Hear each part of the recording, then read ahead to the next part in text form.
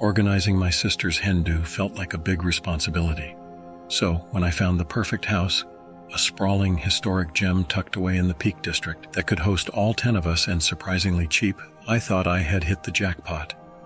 Before making the final arrangements, I reached out to Jonathan, the host, about possibly having a hot tub delivered for the weekend. He declined, citing that the property sat on church grounds and it would be inappropriate. I hadn't known this, but I respected his wishes. When we pulled up to the house, we were stunned by its beauty. It sat isolated in a vast landscape of greenery, rolling hills and picturesque views stretching as far as the eye could see. The interior matched the grandeur of the exterior. Antique chandeliers, original artworks on the walls, intricately carved furniture, and luxurious bedrooms, each with a different theme. Velvet curtains, four-poster beds, and vintage dressers filled the rooms, and the linens felt as soft as clouds. However, we soon discovered peculiar handwritten notes placed around the house. One note, sitting atop a beautifully patterned cream settee, read, "A grave mistake has been made placing this sofa in this room." On a bathroom mirror, another read, "Reflect on your actions. Water remembers." Yet another in the kitchen strangely advised, "Food prepared here feeds more than the body." I put this down to the owner's weird sense of humor. By evening, the last of our group arrived, and we gathered in the kitchen for welcome drinks. We toasted with Prosecco, momentarily putting aside the weird notes. During the toasts, someone noticed an extension cord running from an outlet in the kitchen, going out through an open window. Intrigued, we decided to follow the cord. It led us to a rusty, ancient-looking caravan parked behind the property. Peering through its windows revealed a disturbing sight. The inside was cluttered with splayed-out taxidermied animals and sharp, rusty tools scattered about. Before we could process what we were seeing, an old man suddenly appeared, causing us to jump. He was dressed bizarrely formal, a waistcoat, cravat, and an old-fashioned pocket watch. He introduced himself as Jonathan. This was the guy who denied the hot tub request before our arrival. With an unsettling calmness, he said he'd be spending the night in the caravan. "Just pretend I'm not here," he added. His demeanor unnerved us. We small-talked for a while and eventually went back inside. Later, as the party went up a few notches, driven by a blend of curiosity and alcohol-induced courage, we ventured deeper into the house. We found a locked door, but it was old, and the lock was easily manipulated. Inside was another unsettling discovery, a taxidermy room. But unlike any we had ever seen, animals were stitched into bizarre, otherworldly configurations. A mouse with the beak of a crow, a deer with multiple heads, each more disturbing than the last. A large crucifix also sat on the wall. We retreated to the living room, laughed a little too loudly, hugged a little too tightly, as if trying to dispel the strange energy surrounding us. We all got blind drunk, and whilst most of the party made it to their beds, I experienced a crazily intense bout of room spin, passing out on the living room sofa. My friends couldn't wake me, so I spent the next few hours drooling on the sofa we weren't supposed to be on. Later that night, I was jolted awake by footsteps. Then came a metallic scraping sound. My heart pounding, I listened as the living room door handle slowly turned. It was Jonathan. I quickly closed my eyes and pretended to be asleep. He walked over and stood over me, completely motionless. Time froze. All I could do is listen to his weird, staggered breaths, expelling horribly from his mouth. I silently prayed he would leave me alone. Finally, he turned to leave the room. As he left, I could just make out him sharpening a scalpel on a stone block. I heard his footsteps fade away, and the crunch of gravel told me he had returned to his caravan. That was it. I couldn't take it anymore. I darted out of the room and woke up my friends, spilling out the events in frantic, hushed tones. My best friend, without a second thought, offered to drive me home. I eagerly agreed. As we navigated the winding roads, my thoughts were a maelstrom of confusion and relief. I knew we had dodged something potentially very dark. We never returned to that house, and we never learned why it was built on church grounds or what those disturbing notes and taxidermy meant. But I did learn something valuable. If a deal seems too good to be true, it almost certainly is.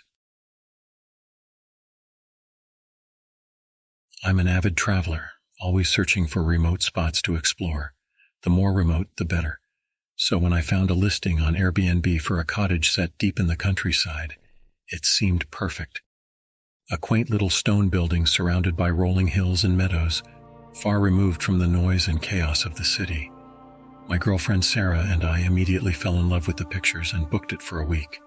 The owners, Karen and Jack, met us at the entrance when we arrived. They seemed like lovely people, warm and welcoming. "We're so glad you could come," Karen said, handing us the keys. "If you need anything, we're just down the road." The cottage was even better in person, wooden beams, cozy rooms filled with antique furniture, and a fireplace that added a sense of rustic charm.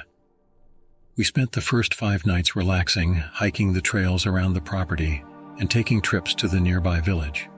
Most of all, enjoyed the peace and quiet that only the countryside can provide. Life had never felt so simple and perfect. On the 6th day, Sarah was dusting off a shelf in the bedroom when she froze. "Hey Morgan, come here quick." I walked over and saw her pointing at a small black object nestled between some books. I picked it up and looked at it closely. It was a camera, small but sophisticated. A wave of nausea washed over me. "There must be some explanation," Sarah said, though her voice wavered. We decided to search the rest of the cottage. We found another camera hidden in the potted plant in the living room, one in the bathroom disguised as a nozzle inside an air freshener, and another in the kitchen, camouflaged among the appliances. The feeling of violation was unbearable. I felt foolish, gullible for not realizing sooner that something was off. All the instances where we had enjoyed private moments, conversations, and the comfort of seclusion, someone had been watching us. We decided to confront Karen and Jack, so we drove down the road to where they said their home was located. However, when we arrived, the place looked abandoned, like no one had been there for years. A sense of dread filled the air. We knocked, waited, and knocked again. No answer. We called their phone numbers, but both went straight to voicemail. With a sense of urgency, we went back to the cottage and packed our bags. Before leaving, I took pictures of all the camera locations as evidence. We drove until we reached the nearest town and checked into a hotel. From there, we contacted Airbnb and the local police, providing them with all the information and evidence we had gathered.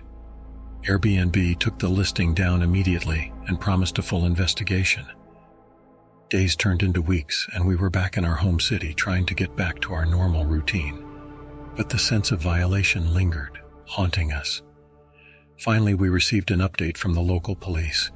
They had gone to inspect the property and found it empty, just as we had. Further investigation revealed that Karen and Jack weren't the owners. The real owners had been traveling abroad for months. Their identities had been stolen, and the property had been listed without their knowledge. The unsettling part is that despite an investigation, they never found Karen and Jack. The bank accounts they used had been set up using false identities, and the photos on the Airbnb listing were a duplicate of the true property listing. They had vanished, leaving us with nothing but a lingering sense of unease. But the one thing that haunts us the most is the fact that whoever Karen and Jack were, they're still out there, perhaps watching someone else in another perfect cottage somewhere. We were thrilled to be staying in a charming Airbnb in rural France. This place was so rural that a key under the mat was still acceptable. You'd never get away with this in Chicago. The first 2 days went by like a dream, filled with great food, sightseeing, and relaxation.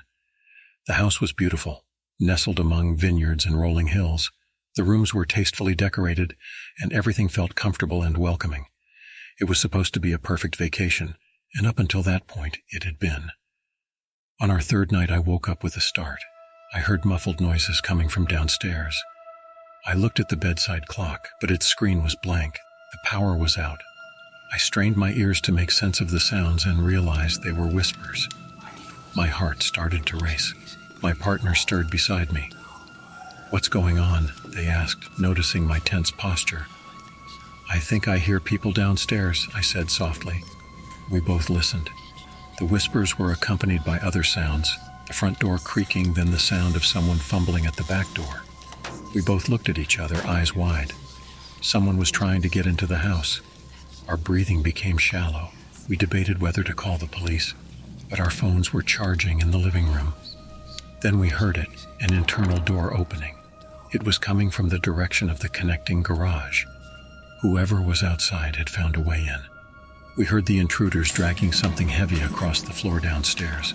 The scraping sound on the wooden flooring made my stomach churn. Then they began ascending the stairs. Each step felt like a drumbeat heralding something awful. "We need to hide," I whispered, pulling my partner toward the closet. We closed the door behind us as quietly as we could, leaving a small gap to see through. We heard footsteps growing closer, stopping outside our bedroom door. The door handle turned. Our hearts pounded. The door creaked open. 2 figures entered and paused. They seemed to be searching for something. Then they looked directly at the closet. We'd been spotted. In a moment of adrenaline-fueled instinct, I burst out of the closet and lunged at the closest intruder, gripping them by the throat. A struggle broke out, our bodies crashing into furniture, knocking over the bedside lamp. I was fueled by sheer panic, convinced we were fighting for our lives.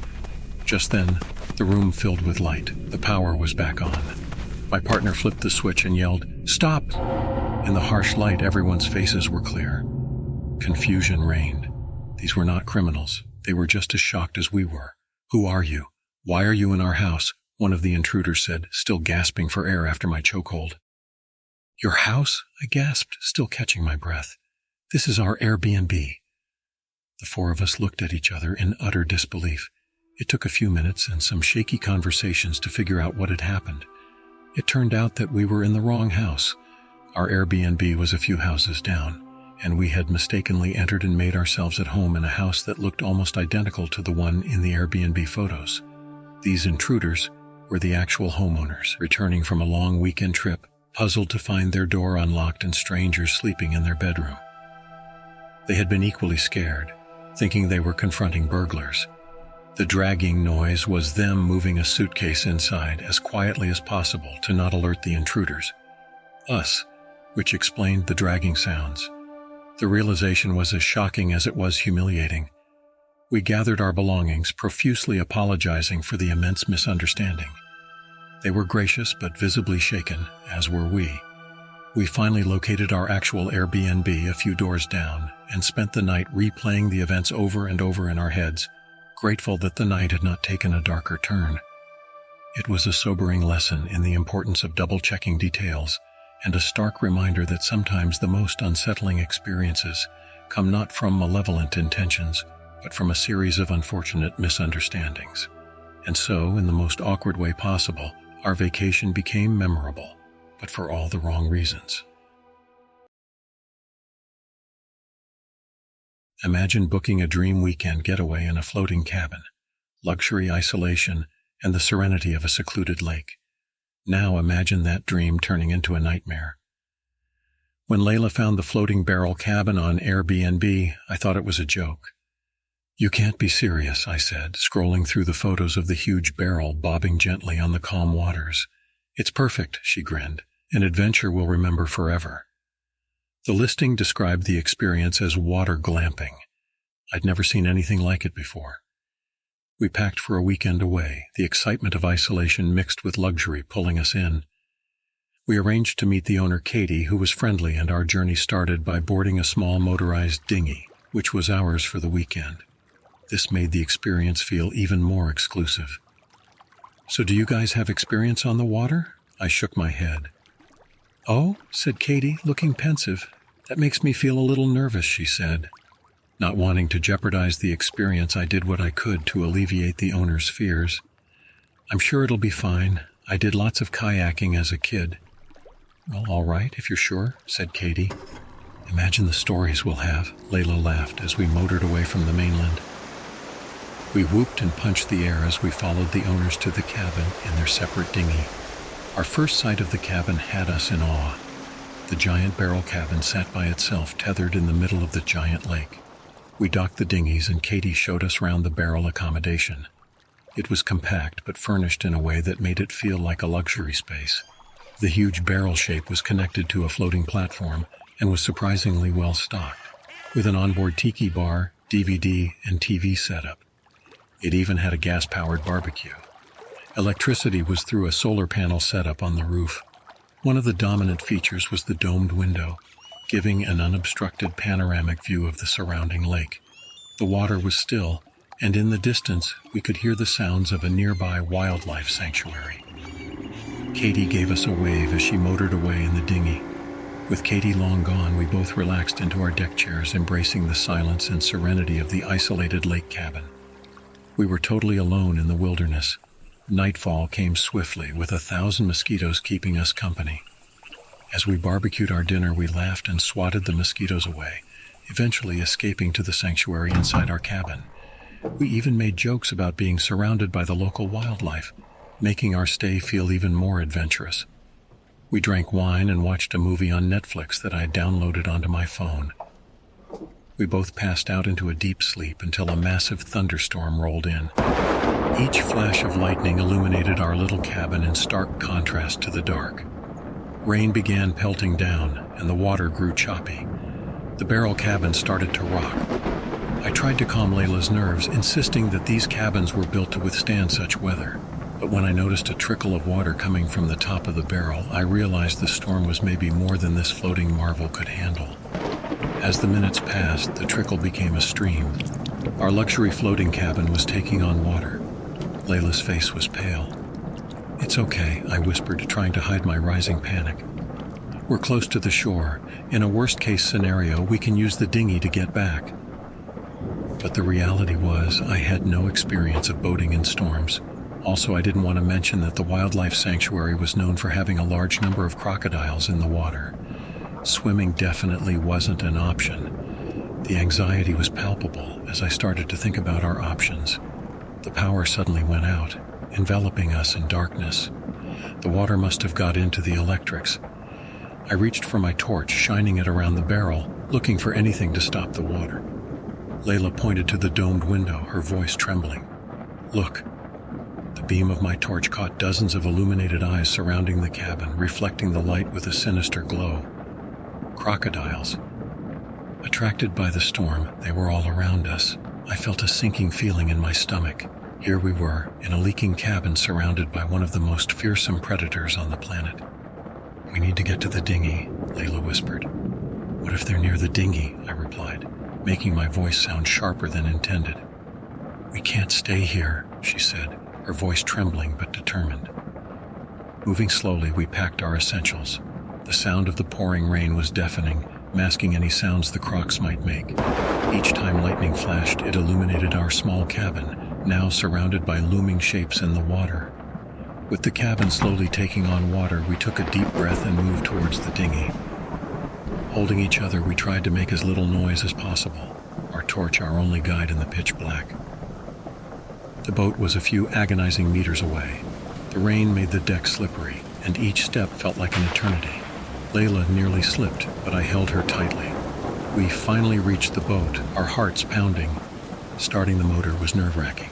It had a pull-cord starter rope, soaked by the rain. Every time I tried to pull the cord, my hand slipped and the starter petered out. 1 time, 2 times, 3 times, always failing to get enough purchase on the cord handle. The crocodiles, sensing movement, started moving towards the boat. But with a roar, the boat's engine came to life and we sped away, the dark shapes slowly disappearing in our wake. We finally reached the mainland, our clothes drenched and our spirits shaken. As we disembarked, Layla looked at me, her eyes wide with relief. "That was too close," she whispered. We called Katie, who came and picked us up and apologized profusely. In hindsight, I can't really blame her for what happened. It was a storm like I had never seen before in my life. Also, she didn't invite the crocodiles to visit. Years have passed since that harrowing experience, but the panic, the fear, and the feeling of being trapped still lingers. We still travel, but now we stay firmly on solid ground.